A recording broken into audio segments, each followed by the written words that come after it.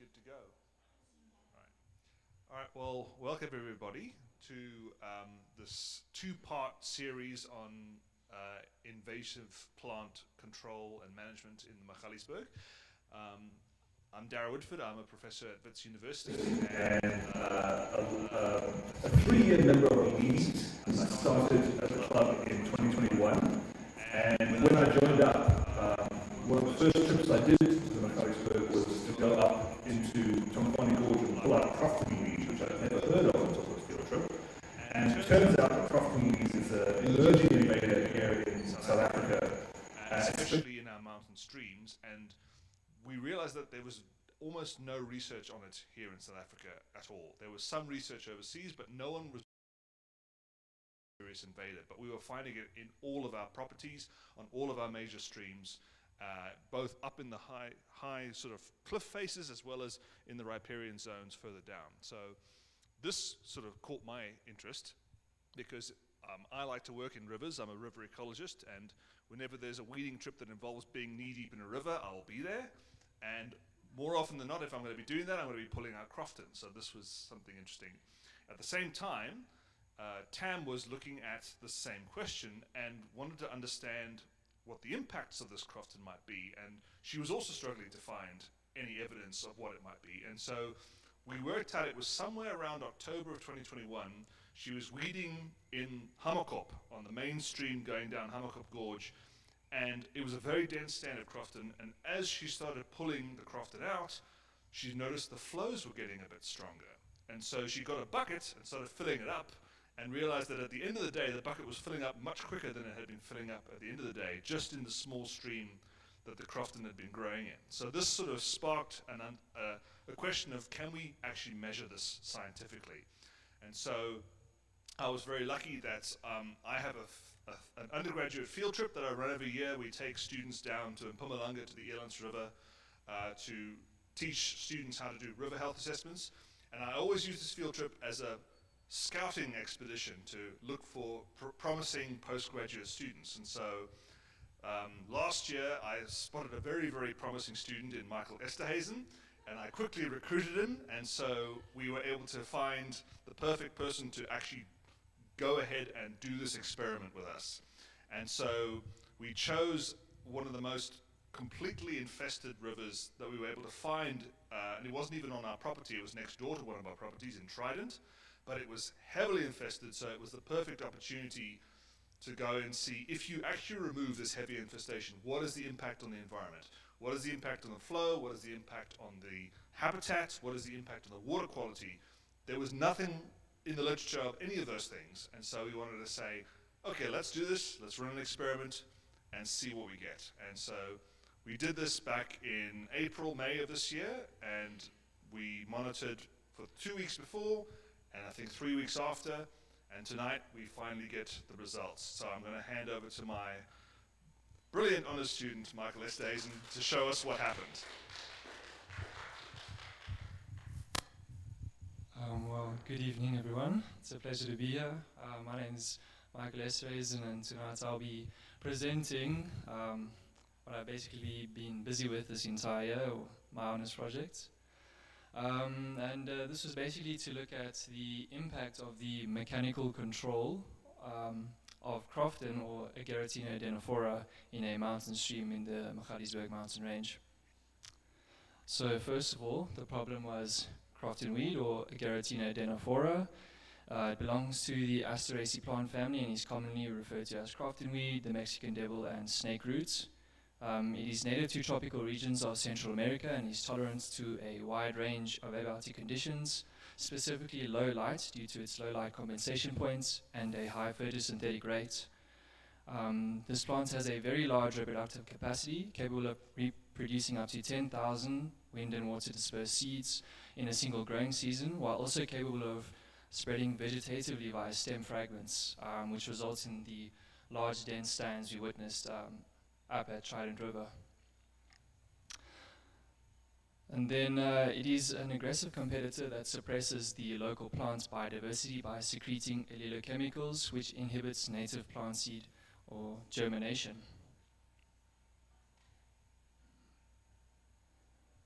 And then it is also capable of creating its own favorable conditions by altering soil microbial communities and nutrient compositions.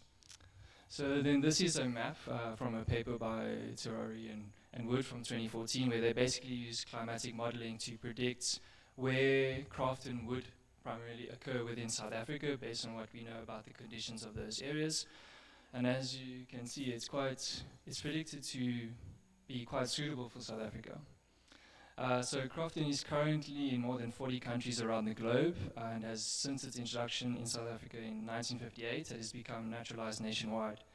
It is highly invasive in areas where it is predicted to thrive, such as the KZN mist belt region, but it is also found in places where it's predicted to have a low occurrence, such as in the Magaliesberg mountain range, which is indicated by that yellow triangle over there. So it's right on the edge of its predicted range. So in dry areas like in the Magaliesberg, it is mainly restricted to marginal habitats, as with the case in our studies, such as riparian zones. And then, as Crofton weed is found in these riparian zones, riparian invaders like Crofton are likely to have detrimental impacts on aquatic ecosystems. This is because these ecosystems, or stream ecosystems and riparian plant communities, are closely linked through various cross-system processes, such as shading, as you can see where they shade the stream channel, which could prevent photosynthesis, and then by organic matter inputs, such as leaf litter being deposited into the stream channel, which sort of drives allocanthic processes. And then, so invasive plant species like Crofton threaten aquatic ecosystem structure and functioning by impairing these processes, or the processes that would naturally be occurring in these Magaliesberg streams. And the damaging effects of riparian plants are experienced globally, and in particular South Africa has a dedicated government funded initiative to deal with riparian invaders called Working for Water. So we know that Crofton weed has a preference for moist microclimates and has become a widespread invader in riparian zones across the country, and that riparian invaders are detrimental for aquatic ecosystems, but little is known about Crofton weed's impacts on these aquatic ecosystems. The literature, we know a lot about Crofton weed's impacts on terrestrial ecosystems, such as depleting nutrient resources, suppressing local plant biodiversity, but not much is known about its impacts on streams, and if it's present in stream habitats, something we like to investigate. So the main impacts of riparian invaders on streams include those on stream discharge and stream productivity. Stream discharge through evapotranspiration and the creation of in-stream jag. As you can see in this image, you can see that the stream channel, indicated by this blue arrow, you can't even see the stream. It's completely shaded out with Crofton growing directly into the channel. And then also stream productivity is affected, as these invasive plants prevent photosynthesis through shading the stream and altering nutrient input pathways. The alteration of nutrient input pathways through the deposition of Crofton leaf litter into the stream channel would also be seen through changes in water chemistry, which is something we also had a look at. So the rationale for this study was that South Africa is an arid country, and a catchment-wide invasion of a tropical invasive that uses more water than arid adaptive natives could potentially drastically reduce the water yield of that catchment. So with climate change resulting in increased water scarcity, it stands to reason that invasive vegetation that consumes more water or excessive amounts of water should be targeted for removal. And as can be seen in these pictures, these streams where Crofton is present is relied upon by the local community for water. As you can see, this was a weir, and someone was clearly abstracting water from this very stream that we were working on. And this was before the clearing took place. And as you can see, this was still towards the end of the wet season, and it was very, very low. It's basically sucking up just mud. And then, this was on the clearing day. Found a little crab. So it's clearly a habitat being used. And so it's important that water remains there. So the aim of this project was therefore to assess the impact of the mechanical removal of Agaritina adenifora or Crofton weed on in-stream ecosystem productivity, stream discharge, which is water quantity, and water quality in the Magaliesberg mountain stream. So basically investigating how this plant has been impacting the stream by seeing what changes are made once we remove it. This is a map of the study site. You can see the study site indicated by the orange triangle over there. It's located within the Magaliesberg mountain range.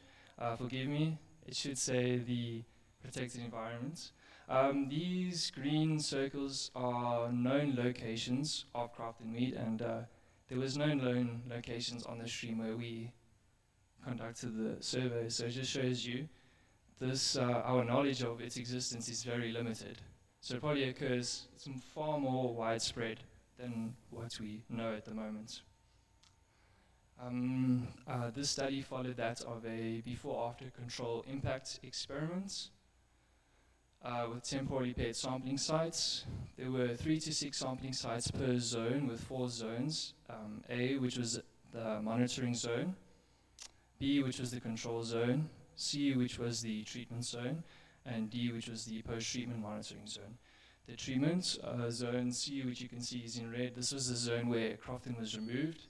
It was approximately 10 meters in width and 50 meters in length, so about 500 meters squared. I think that was a lot of Crofton removed. Volunteer team did really well. And then we sampled for 2 occasions before the treatment and 5 occasions after the treatment. So basically a BACI, or before-after control impact experiment. We're comparing zones B and C because they had equal densities or comparable densities of Crofton, so that basically once we remove Crofton in zone C, if we see any changes in zone C, hopefully we could attribute that to the Crofton removal and then nothing else by having a control that we could compare to. Then these are the objectives that I said in my aim, just more clearly laid out. To see the impact of the Crofton removal on stream discharge, productivity, water quality, and habitat. These were the methods we used. All of these methods were used on site and not in a lab. Stream discharge was determined through the stream velocity and cross-sectional area relationship. And then stream velocity was determined using a velocity head rod, which you can see my supervisor Dara holding there in the image. And then productivity was determined based on the concentrations of 3 benthic algal groups, namely diatom, cyanobacteria, and green algae.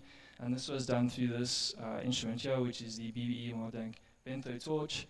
It basically emits light and sees how the different pigments react to that light and re-emit that light to determine concentration of those algal groups.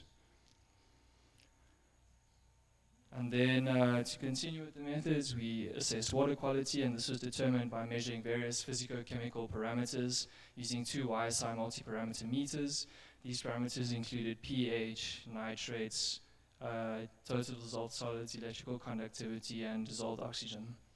The parameters of interest were primarily nitrates and dissolved oxygen, as these are indicators of the various biological processes that are occurring in the stream, such as photosynthesis and the decay of organic matter, which are processes which we had expected to be impacted by Crofton and subsequently the Crofton removal, as we removed organic matter from the stream channel and allowed photosynthesis by promoting algal growth and removing shading.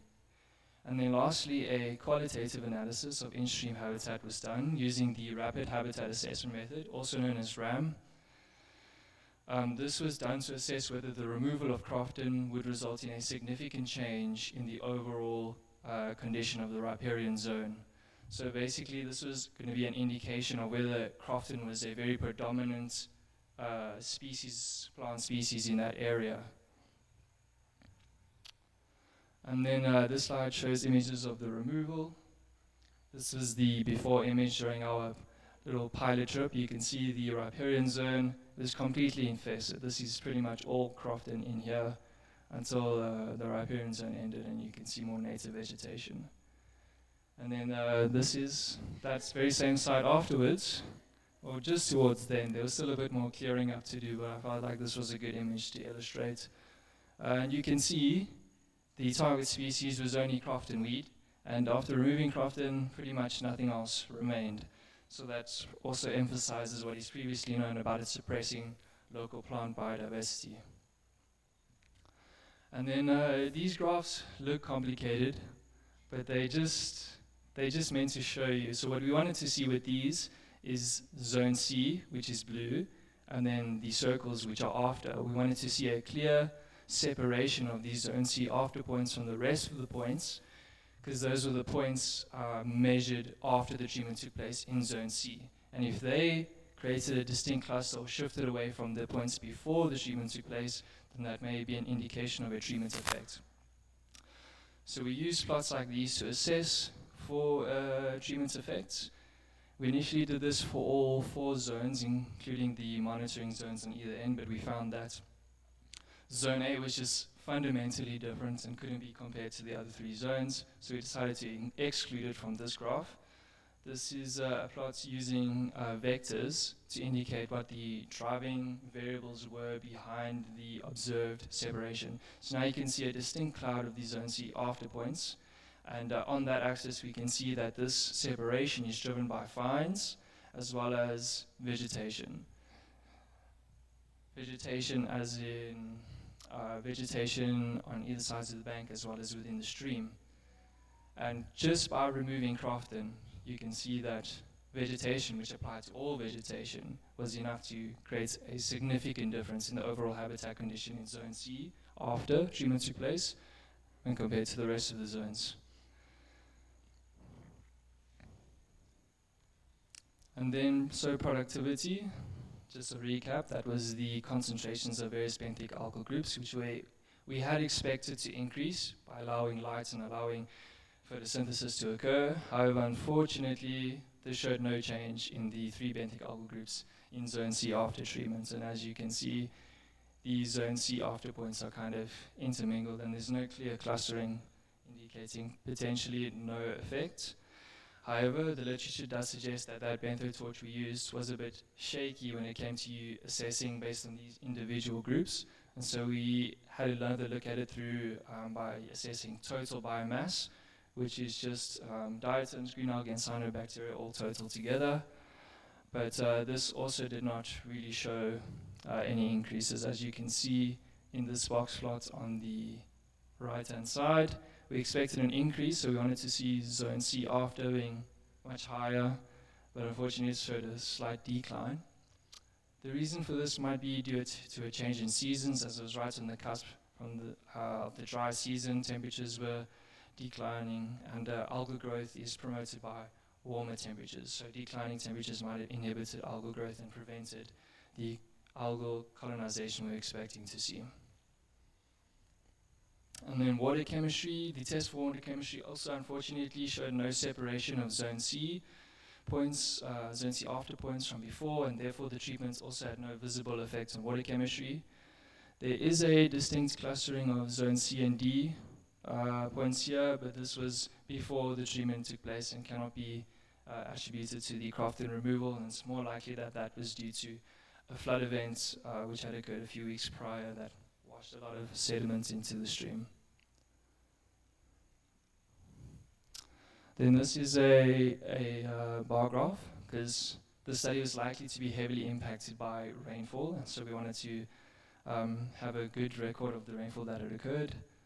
No rainfall had occurred during the study period, fortunately, and that also means, however, that without water inputs, discharge would naturally decline with the change in seasons from the wet season to the dry season. So we were not expecting drastic increases, but we were instead expecting a slight decline over the course of the study period. And it's also important to note that there was a flood event on the 6th of April, as is indicated by this tall bar here. And so the decline we witnessed in discharge was more drastic than what would normally be seen. So this is the same plots done for stream discharge. It's very messy, but hopefully you'll be able to see what I see. In the zone C points, you can see the before points are situated there, and then we can see a shift in the zone C after points down this way. And if we look at this plot here, that as vectors, we can see that that change is being driven by velocity. Velocity is a component when calculating discharge and water quantity. So we wanted to first test stream velocity before we headed to discharge. And as you can see here, this box plot, which directly compares the average stream velocities of zone B, the control zone, and zone C, the removal zone, before and after the treatments. And I think that's pretty clear. That's quite a success over there. Stream velocity drastically increased after Crofton removal on average for at least 3 weeks after the treatment took place.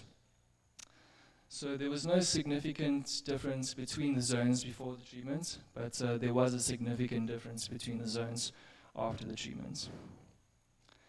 And so this indicated that the removal of Crofton had resulted in a significant increase in stream velocity of 0.2 meters per second during the period after the removal took place.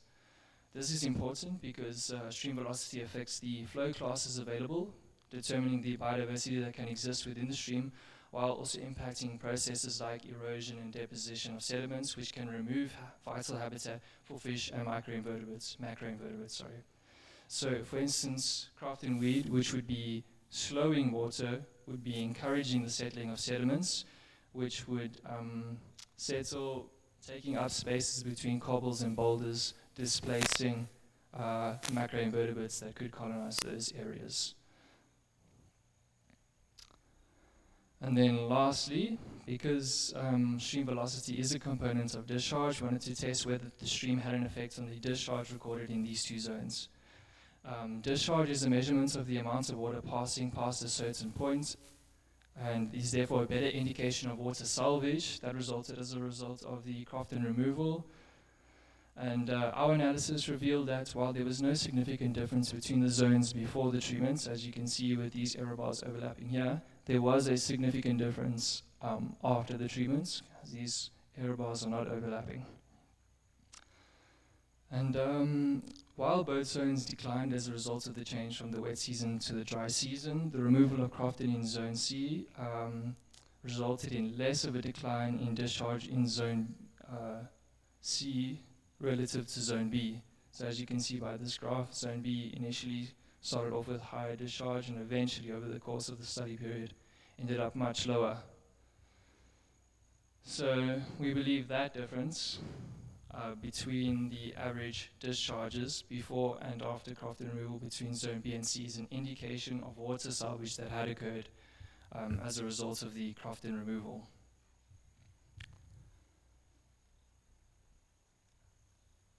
Specific number though, water salvage was estimated based on our readings of 38 meters cubed per day, which is 38,000 liters per day. Just in that little river. And then, so some explanations for the observed results. As we didn't see the increases in productivity that we expected to see, I believe this might be due to extremely variable microhabitat, as the benthic torch relies on the substrate present in the stream, and maybe a standardization of the substrates between sampling sites within each zones might have allowed for decreased variation and more comparability between the two or between sites. For water chemistry, we believe the scale of the project was a bit too small, both temporally and spatially. Temporally because even though we removed Crofton's, organic matter was still highly prevalent within the soil, within the streams, and still driving the processes that had existed under Crofton invasion conditions. So we'd have to go back and monitor a few months, even years later. Some papers suggest 10 years later to see any changes that might result after that organic matter in soil is depleted. And then spatially, because that stream segment was only 50 meters long, processes that are occurring upstream are still likely to be shown in the water chemistry in the Zone C where Crofton was removed. And then velocity. As you can see, there was an increase in that zone after we removed Crofton, and this is because the growth of Crofton in the stream channel slowed water movement by creating drag through roots, through stems, through leaves, all intruding directly into the flow of water. And after we removed that Crofton, stream velocity increased. And then lastly, discharge. Evapotranspiration by Crofton reduces groundwater and therefore stream water yield. So by removing all that Crofton in Zone C, we reduce the amount of water lost through evapotranspiration, and therefore we see that increased water discharge in Zone C relative to Zone B, which is still infested with Crofton.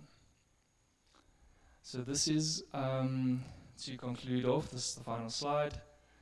Crofton significantly alters in-stream habitats. However, its removal had no visible effects on water physicochemistry or productivity in this study. Not to say that it doesn't. With a few tweaks, we could see the changes we expect. And then removal does result in water saving. This is a graph showing the accumulated water, liters of water saved over the course of the study period. On average of 38 meters cubed per day, or 38,000 liters per day, we can see that by the 20th of May, we would have expected to save just over 600,000 liters of water. So that was a lie. This is the last slide. I'd just like to thank my field assistants and then my supervisors, Dr. Dara Woodford and Professor Dara Woodford and Dr. Samuel Matiso. And then also you guys, Mountain Club of South Africa. Without you, this wouldn't have been possible. The volunteers that showed up on that day to remove all the Crofton weed. It was very hot and there's a lot of Crofton weed, so I really appreciate their efforts on that day. And then also thank you very much to Tam, communicating with landowners and helping me out, sourcing farmers and just anything I need, and I really appreciate that. Thank you so much.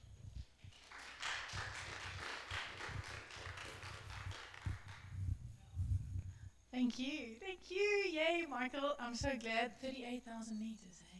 Wow. there was something that I thought that happened on the first day. Something I thought you might want. And that's a measuring tape.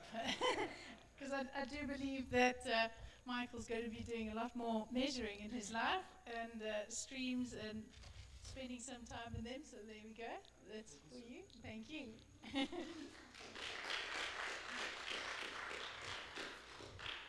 Wow, I can't wait. So Dara, 10 years, you say, Michael? 10 years. So we've got to monitor and clean this for 10 years. Here we go. There's a big goal. Thank you. Okay, questions? It's not my job to ask for questions, but anybody want to ask Michael questions? Okay.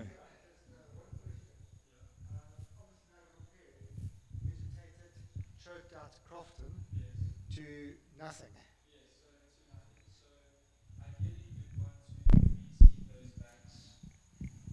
So ideally you would want to reseed those banks and monitor a few years in advance, later after the removal took place. But obviously this was limited by the constraints of an honours project, which can only be done in 1 year. But basically, we are still confident that water salvage will be achieved because Crofton is a tropical plant from much wetter places like Central America.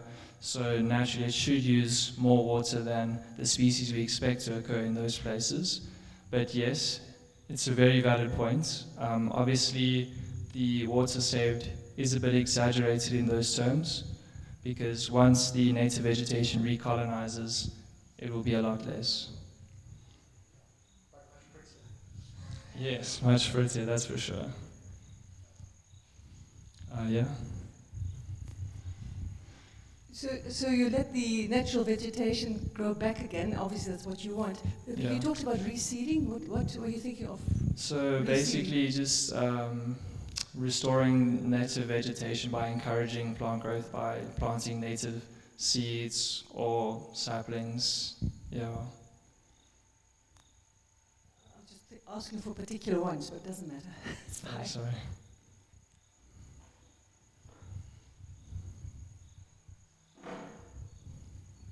Does the Crofton affect the water quality in terms of how healthy it is to drink or unhealthy it is to drink? So it is known to secrete things like phytochemicals and allelochemicals, which I think they said did impact like livestock farming, but I'm not too sure on human health. I actually haven't seen anything about its effects on human health, so I can't give you an answer.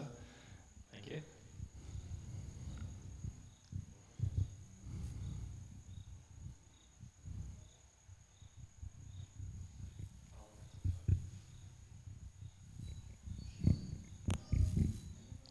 Okay, thank you.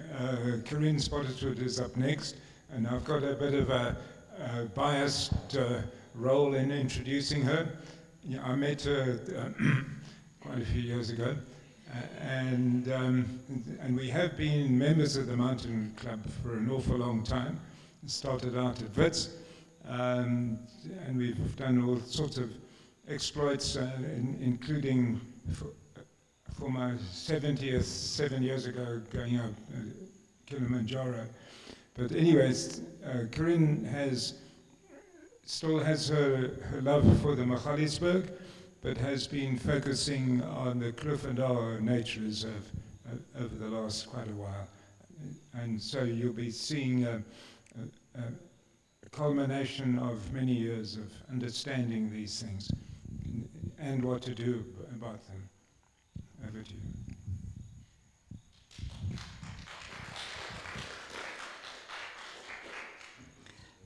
Yeah, thanks, Steve.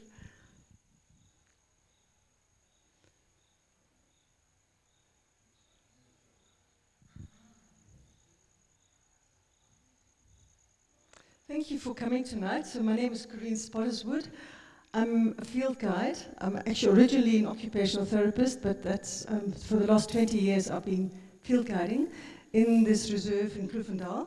And I've become very concerned about the alien invasive plants, not just in Kloofendal, but in Joburg. It's bad. So Kloofendal is in Johannesburg, then it's on the west side, and it's yeah, so you can see the N1, you can see Christian de Wet, and it's 118 hectares, and we've been involved there a lot. So 22 years ago, the Friends of Kloofendal started, and the reserve was not utilized at all. It was people were scared going there, it was lonely, and I'm one of the founder members, and I introduced guided nature walks, because I'd just done my field guiding for GASA level 1, qualification, and I knew quite a lot of people who had different skills, nature skills, and so I introduced a program then on guided walks in the reserve. So you can see, let's see, this is working. No, sorry, I'm doing the wrong thing. You can see there's a gold mine there, the first gold mine on the Witwatersrand. So we took people into the mine and did geology with them. We've got insects. We did a lot of insects, water insects and only insects. We did a bit of gold panning. We did reptile walks. We had all different, this is part of the gold mine. Sorry, wrong one. Going forward. We're doing this right. Benny, I'm doing something wrong here. What am I doing wrong? Forward arrow, yeah? Sorry, Benny. This arrow is forward, isn't it? This forward should go. I can use the arrow, this is fine. Now the reserve has got an amphitheatre area where people used to be concerts there. So we used the amphitheatre area then we didn't have any building to use for our educational activities there. So we used the stage, we used that there's a geology walk, I think I've got the wrong one here. I've got the geology, that's the wrong one, sorry. A geology presentation on the stage. We have the executive LARPA. We had a bat evening there. We've water divining. We had evening walks, frog evenings. And you find, besides frogs, you find all sorts of things in the water, crabs and water snakes and things. So we had a lot of education activities, right?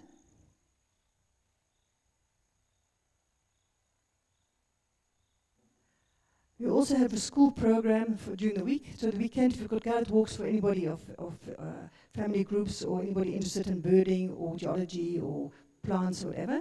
But we also have a school program where we work with kiddies for 2 hours, a nature adventure walk with them. I've always been very interested in plants, and I know quite a lot about the indigenous plants, but it was quite a concern of all these alien invasive plants in the reserve. We had school groups that would come and help us with taking plants out. Yes, no, we have all sorts of things. I'm not sure what plants they are. I think it might be moth catcher lying there. I'm not sure what they worked on there, but it was, yeah. But it's really nice how the community actually does want to actually help. And then we had our own little Friends of Kloofendal group. We had Jürgen on the as a whole. Maybe I was going to point some things there. So Jürgen on the left. Sorry, wrong thing. Jürgen there with a whole pile of moth catchers. Charlie had a chainsaw and he worked on eucalypts. He also introduced herbicide, he tried, while working with the plants. And the ones who worked with us 3 months, we actually gave them certificates at the end. We tested them, and then in order that they could get maybe a job for a garden service or showing their knowledge of the alien plants they'd worked with. There would have been about 20 or 22 plants they would have worked with. Now, there was then a need for a manual. That's when I started my book. That's taken me 9 years to do. Just how to identify the plants, what harm they actually do. Why are you putting out these plants? You know, when you do a job, you like to actually know what you're doing, why you're doing it. How to distinguish them from similar non-harmful plants, so you don't pull out the wrong ones. How to eradicate them, the different ways of doing it. That's what my book is all about. So my book is based on practical experience, mostly from Kloofendal and also some in the Magaliesberg. And then record keeping. It's very important that you have a record of the work that you do, because that motivates you. And it also gives your employer an indication of work done. Now I have to give acknowledgements to the various people who allowed us to do the work in Kloofendal. Philip Mkombo is the manager. I was hoping he would be here tonight. He's actually a new mountain club member. Actually, we took him to Magaliesberg about 3 weeks ago, and he was so impressed that he became a member about a week later. So you might see him as a green scorpion. He's useful that way too. So he's been very supportive of us once he got to know us. Then we have, let me see, Karin Spottiswoode is our son. He helped me with formatting this book because, you know, I haven't written a book before, and formatting, I did it in PowerPoint. Apparently you don't write books in PowerPoint. So anyway, he really helped me a lot setting it out. Then there is Percy Otokwa. He was also one of the junior managers who worked with us a lot. He got because a lot of the workers don't speak English, so he was actually very helpful in helping us communicate with the workers. And then Steve, of course, I'm in the bush with him a lot. And then there is Jonathan Leeming. You might know him from Scorpions. He's been very supportive, helping me also with the book, giving me advice on how to publish a book. He's published quite a few books. And then there's Helene. Helene is our slave driver. She's there every Monday and Wednesday. She's our alien invasive plant slave driver. She's extremely dedicated, and she's also working in Little Falls as well. And then you will know the various people who's really knowledgeable about invasive plants. Leslie Henderson, she has been, of course I used her books a lot, but she's been my mentor. She's been, because I sent her a lot of questions and things I wasn't sure of, and she has been helping me with that everything in my book is correct. And then Clive Bromilo, because Leslie then works with the plants that are declared alien invasive plants in South Africa. Clive Bromilo also his book is also about the non-declared plants that are problematic, and there are a lot of those too. And then also how to deal with them, and he uses herbicides a lot. I know nothing about herbicides. Okay, we do use one particular herbicide, but so if anybody needs to know about herbicides for particular plants, he's the one that I'm recommending in my book. And then there is the national list of declared invasive plants that is then described in www.invasive.org, and Kay Montgomery, then she is in this non-government organization, she is managing it, I think, and she's given me a lot of encouragement and also supported me on her website. And then, of course, you know, Hildegard and Otti. You know Otti, I mean, she's an extremely dedicated weed puller and mountaineer. So anyway, I've also used their book, and they've given me support with their knowledge and their book that they published on the Magaliesberg.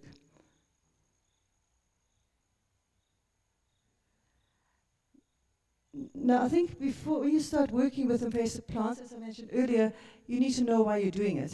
Why? What is the problem with invasive alien plants? So, first of all, it's declared by law. You've got to take out the declared ones. And then you probably all know the laws, the category 1A, 1B, category 2 and 3. I don't know if you know it. But anyway, so category 1 are the real baddies, very invasive. They need to come out. They need to be eradicated. No question about it. Category 1B is so we have one category 1A in Kloofendal. That's the yellow flag that I'm showing you. That's the yellow flag, that one. Am I pressing this thing right? Where is it? Must aim in the middle first, okay? Doesn't matter. It's the one with the yellow flowers. That's the very invasive in water. And then the category 1B is also eradicate, take out. Not as bad as the category 1A, but you need to take it out. If you are selling your property, or you have to take out your category 1B plants before you actually allowed to sell it, or the person who buys it from you can demand you take it out, or they can take it out at your costs. Pampas grass, I'm pretty sure you all know it. It occurs in Magaliesberg, it occurs in Joburg. It's a problem. Category 2, you need to have a permit from the Department of Forestry, Fisheries and the Environment. The picture here that I've got is black wattle. Black wattle, if it can be farmed. Now, what am I doing wrong here? Hi. Okay, it's the top one. Ah, well done. Thanks, Benny. So the black wattle is declared invasive, yes.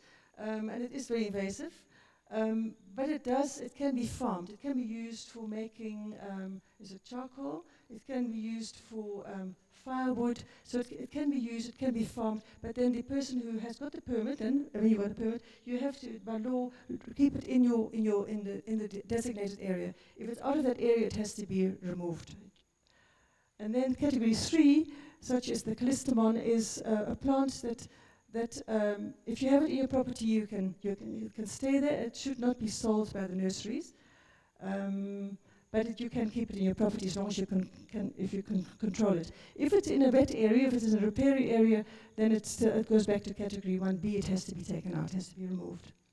So that is the NEMBA regulations. So one of the reasons why the alien plants should be taken out, but then. There are a whole lot of other reasons why these plants are a problem. They take over our own vegetation, our own plants, okay? They have also clever techniques of doing it. They can be suckering. Suckering is basically like this picture, this one on the left is black wood. It has a property of suckering. So the roots then move away from the mother plant, and it grows new plants all around it. And if you let it be, it will form a whole forest. And that's what you have all over Joburg. You've got forests of these declared invasive plants.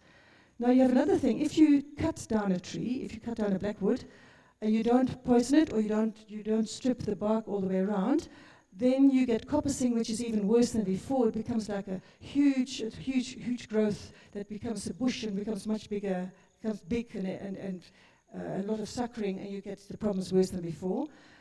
Also, another technique that these alien plants use is a lot of seeds. This is black wattle, lots of seeds.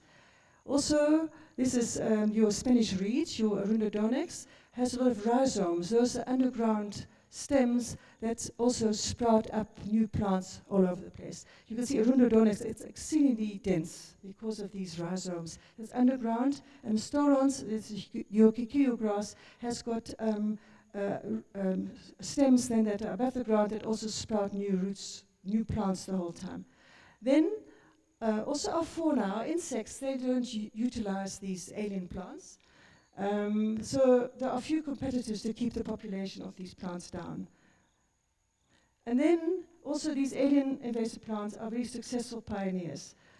So if there are power lines, water pipes, sewage pipes,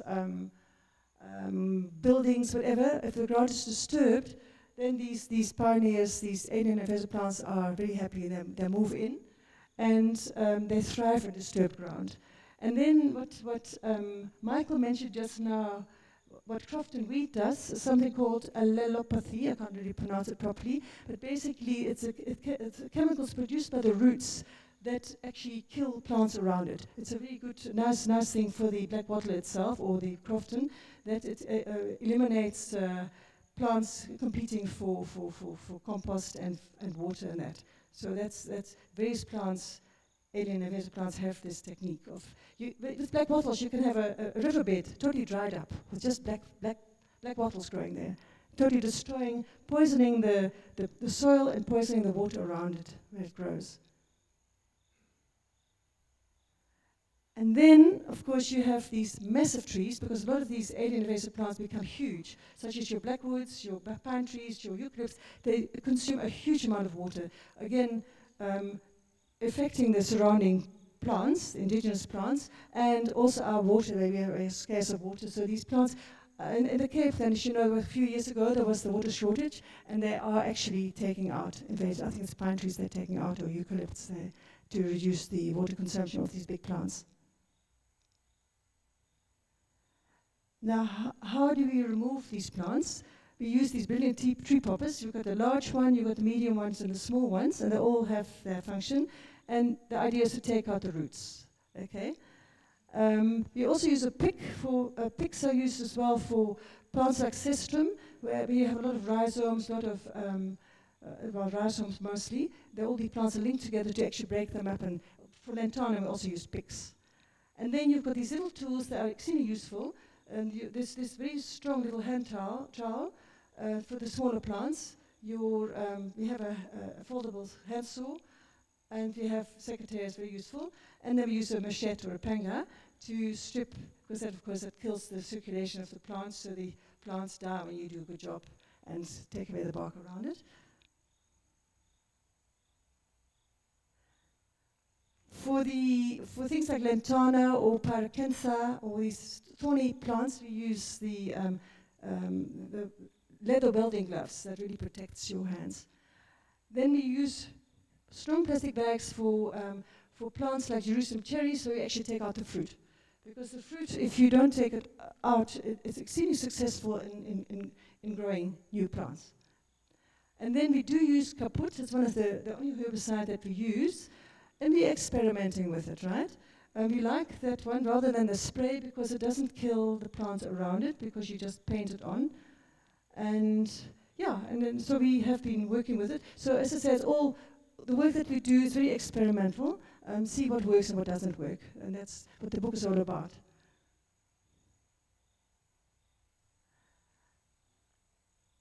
Okay, so it's in the field, hey? No lectures and things like that. We go out in the field and we work with the workers or with city parks or with the community, whoever can work with us.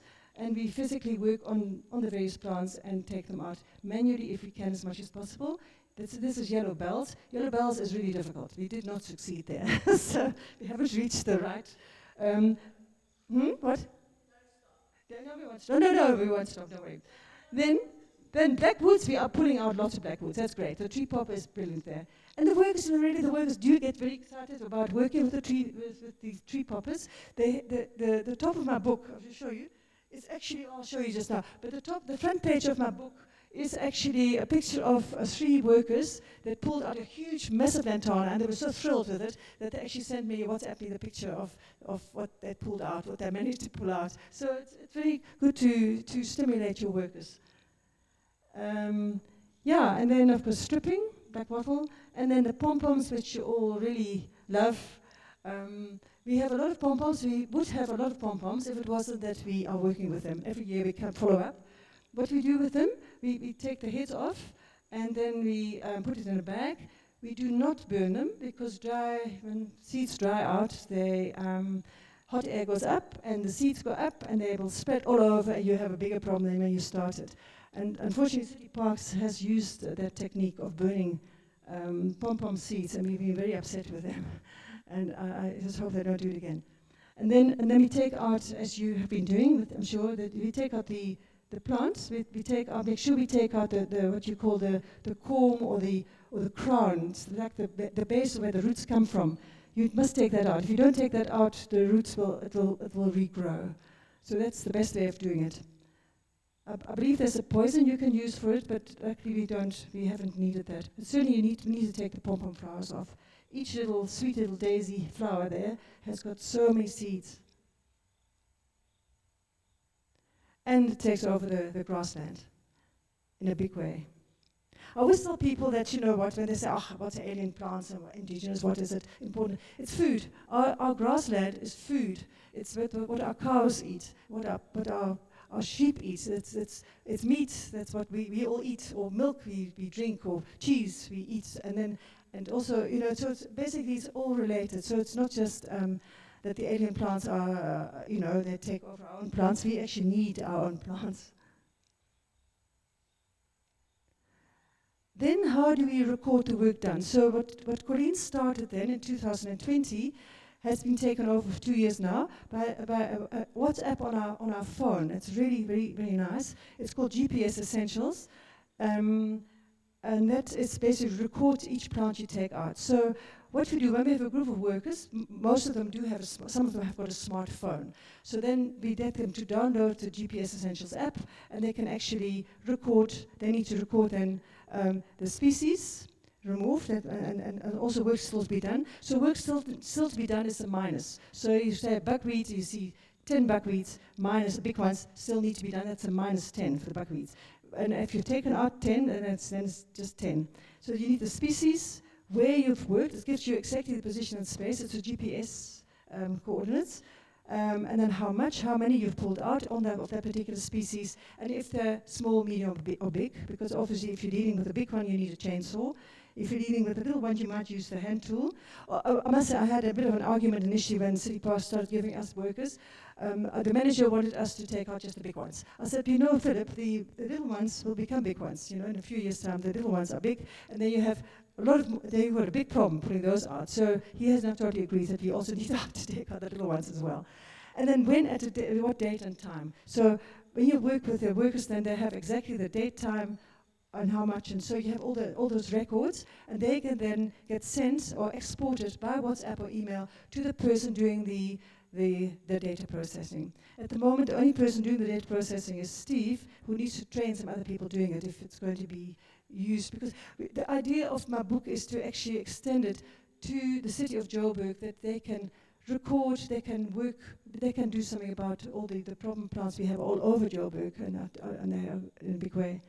And then step 3 is the management of follow-up. Of course, when you work on an area, obviously plants are going to come out again. You need to follow up and also plan. If you see areas where other plants are coming up that need to be taken out, you need to plan. So it's a management plan. Now, this is just an example of, you have a lot of different ways of showing your work done, but I asked Steve to do some, to show you a map. So this is a map of Kloofendal. Kloofendal, this is the amphitheater area in the middle, for those of you who haven't been there. Now the purple is 2024, that's this year. Now this is just purely on buckwheat. So the buckwheats then, you can see the bigger the looks like a balloon, the bigger the balloon is, the higher the density of plants pulled out in that area. Now these are all plants that have been pulled out, okay? So when it's a small one, it's a lower density, and a higher one is a higher density. So the big ones are for more than 100 plants removed. So we work in very big numbers. We don't work in 10s and 20s. We work in thousands that we actually have removed, and we've got the stats. Then this is 2023. There's the blue ones, and then with COVID, the yellow ones then are a lot less. But certainly in this year you can see we've done a lot, and that's just buckwheat. Hey? We're working on a lot more than buckwheat. Steve, how many are we working on at the moment? 43 different. 86,000 that we've done this year. All the time. Because there's a lot that we do every year. Okay, so my book then is about the identification. So I've got each page then has, I'm going to go into details on how each page works, but you can see, I'm just going to the next slide. So this is what the page looks like. So each plant has got 1 or 2 or 3 pages on identification. So this one then, okay, so you have the Solanum mauritianum, that's your Latin, your genus and species. It is declared, so it's got a number, so 338 is the number that's declared. The categories on the right, so it's 1B, so it's a baddie. It is the family Solanaceae, and then the common plant, the common name plant, buckwheat or louseboom, and it's a tree. Then, when it comes from South America, that's on each page, where it comes from. Then you have a color photograph of each plant, okay, including, where possible, the distinguishing features such as the leaves, flowers, fruit, if applicable, description of smell and touch. Now you all know buckwheat, I'm sure. It's a horrible plant. It has big leaves, it smells very bad. I often say that the alien invasive plants smell bad. Well, certainly the buckwheat does. It's got hairs that people are allergic to. And yeah, so we have one of our Kloofendal workers was extremely allergic to buckwheat. Then it has flowers, and when it flowers, and then it's got the fruit, and a bit of a description. And then if it's not my own photograph, a lot of these pictures are not my photographs, so I've got a reference number of where the picture comes from. I was horrified when Leslie Hansen told me that if it's not my own picture, I can't just say wiki at the bottom as a reference. I mean, credit. I've actually got to find out who the photographer is and get permission. Oh my gosh. Anyway, so you can see here. So the reference is like number 3. So I've got a list of 98 references at the back of the book. Number 3 is Henderson. That's Leslie. Then her invasive book. And number 9 is actually also a website from K. Montgomery. Then if the plant has got some danger, if it's poisonous or allergic reaction such as buckwheat, then it's in red. Okay, just to warn the workers as well that these are, you have to be careful. This book is aimed at the workers, so it's not a complicated book to use. And then also how to distinguish it from similar looking indigenous non-invasive plants so that they don't start putting out the wrong one. So in this case, it would be your Fenguarian fasta, your wild medlar. They look very similar to your buckwheat, but they don't stink, and they've got various other things that are not the same. And then also, generally where the plant is found, buckwheat is found all over the place in disturbed ground. And then what we do about it, what we do about it, how we take the plants out. So bag the fruit. It's pretty important to bag the fruit if you can. Otherwise, your plant is going to, the seeds are going to propagate a lot. Then I've also done, the book is divided into categories of different, I've color-coded them. So your grasses are together, then the trees are yellow, shrubs, herbs. Difference between shrubs and herbs. Shrubs have got a woody component. Your trees are single-stemmed, shrubs multi-stemmed, woody component. Herbs are the soft ones, such as your Crofton and the rest of them that are more difficult to pull out. They don't. The tree popper doesn't work on them. Flat-growing herbs. You've got creepers. You've got your succulents and waterweeds. Okay, and within each category, the plants are arranged according to the alphabetically according to the genus. Yeah, and then at the back there's a glossary just in case there are some terminology. So I'd really try to keep it very simple. As I said, it's meant for everybody, not for scientists and just ordinary people like myself. So the glossary then explains some of the terminology used. I've got 6 pages of references, and then the index is great. The index has got the common names and it's got the Latin names. And it's ring bound, so it's easy to use. It's meant to be used in the field. It's not it's meant to be so it's ring bound. The pages are strong, so it's easy to use in the field. That's what it's meant to be.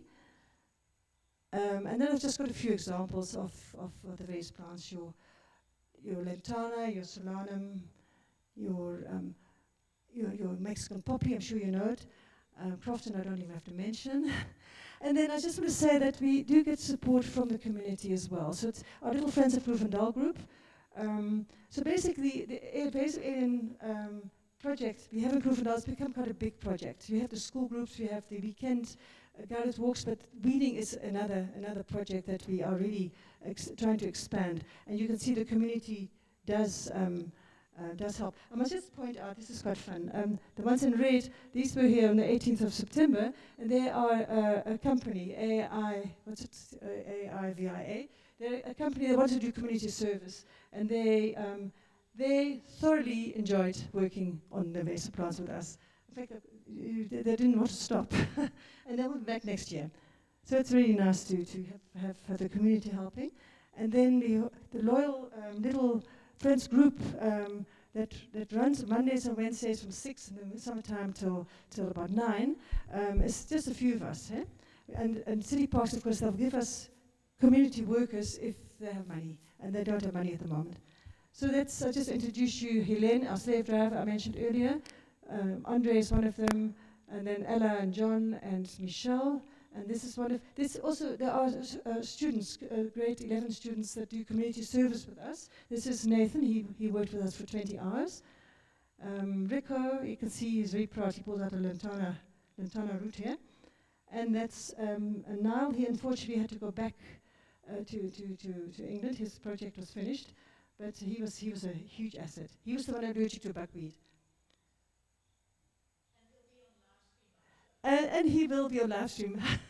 Yes. Yeah, Tam knows him. He also has helped in Magaliesberg as well. And then my aim for the book is to create awareness for the need of control of these plants by helping people to identify the plants, that they are a problem, and also learn how to record the work done. And then draw up a management plan for present and future work to be done, including the necessary follow-up and checking how effective the ARP removal has been, and a rehabilitation plan. And assist in ARP management plans for Joburg, okay? That's really, and Magaliesberg, but Joburg is in a big need of work being done. Because apparently we found out that the city of Joburg, City Parks then is supposed to be putting out these plants, they have a conservation department, which is small compared to the horticulture department. Horticulture doesn't deal with any invasive plants. I mean, that's amazing, isn't it? They don't. And the conservation department has got too much on. They don't have staff to manage the invasive plants. So it's a problem. And then with the aid of knowledge and experience gained in training, create jobs in ARP control in Gauteng and North West Province. That's what we hope. So we are in Nigot for assisting in getting, to deal with these invasive plants. And thank you for coming. And my book is available from me, if you like, after the presentation.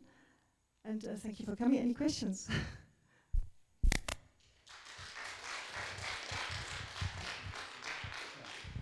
Yeah, if you go on a hike and you expect to find invasive plants, what should you take along with you so you can pull them out and get rid of stuff? Thank you for that question. I like it. We normally have a rucksack and we carry our weeding tool. That's the little fork, the blue one. That's very good for pulling out anything. And we also have secateurs if you like lantana, if your lantanas. We went up Boulder Kloof the other day, was it? Or where was it? No, where was it? That was another place, Dome.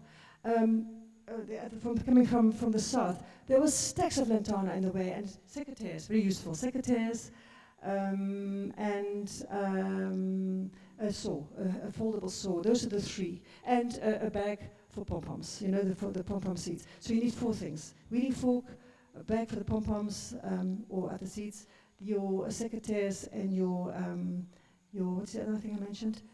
The foldable saw, yeah. We don't carry poison with us, but those are very useful. And I must tell you something very bad. Steve and I my car was burglared yesterday while we were playing pickleball, and we had our rucksacks, our weeding rucksacks with us, and our tools. Oh, the machetes also. Steve carries a machete normally. But yeah, they stole our rucksacks with our tools in it. So we were pretty upset about that.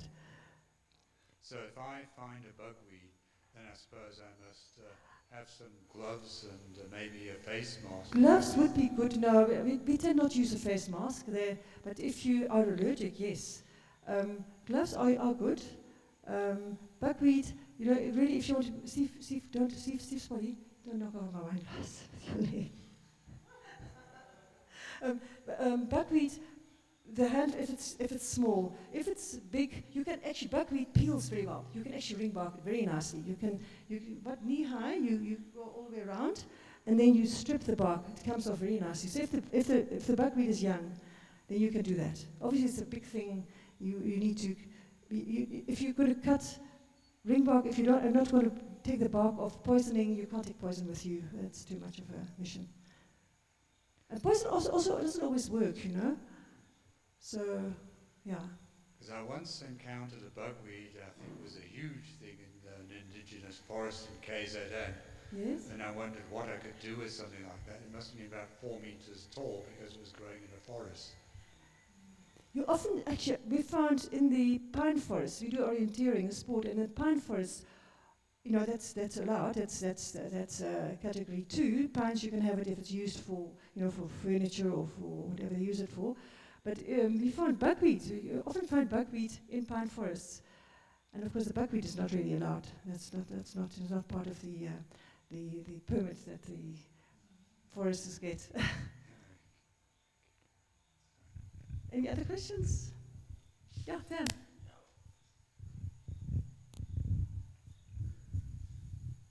I just find it so interesting. It's more of a comment. 110, did you say? Hectares, the Kloofendal?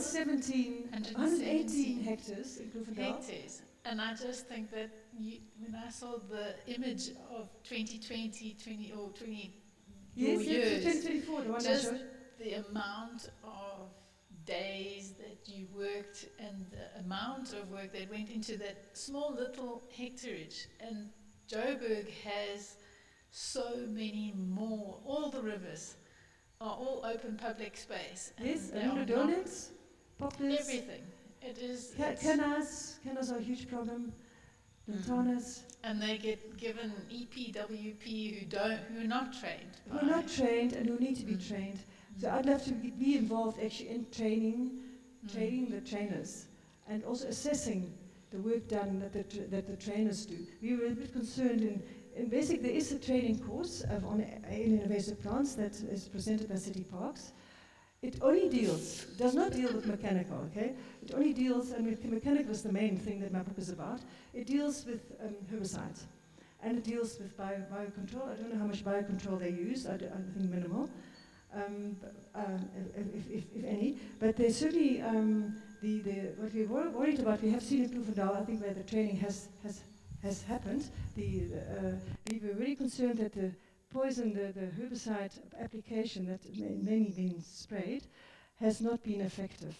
The plants are not dead after they've applied the herbicide. I haven't, after a while, and also a lot of little baby plants around it. Now, if you go to work with, say, what was it? With the pearl acacia, we worked on. It was black wattle. We worked with black wattle. Now, if you're going to show students how to deal with black wattle, you don't leave all the babies around. You know, you actually take them out. You know, if you can take them out manually, but they don't do manual. And then the spraying was not successful. We found Yes, so I think this book's going to be very useful. I hope so. I hope they will use it.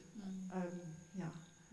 Definitely. I think that's my biggest comment. Yes. Thank you. Thank you for doing this. 9 years worth of 9 years. The last 5 have been the hardest. But last 5 months have been the hardest. Yes, can imagine. Any other questions? I think we're not okay. Yeah, thank you This for one's for coming. you, Karin. So I've got my favorite gift to give to anybody, which is honey from the Melbourne Corpies. Oh, that's so sweet. Oh, that's very sweet. Thank you. So Thank you. it's come from That's very wild sweet. grassland and little forbs that grow in the grassland, and from a lovely lady Thank you, who Tam. lives in. Thank you so much. From Wendy? Or? No, she actually is. I want to bring her to do a talk. She does solitary bees, but she also has a couple of normal honey hives. Thanks so much. Right, and chocolates, that's right. Yes. Very, I like chocolates. Thank you.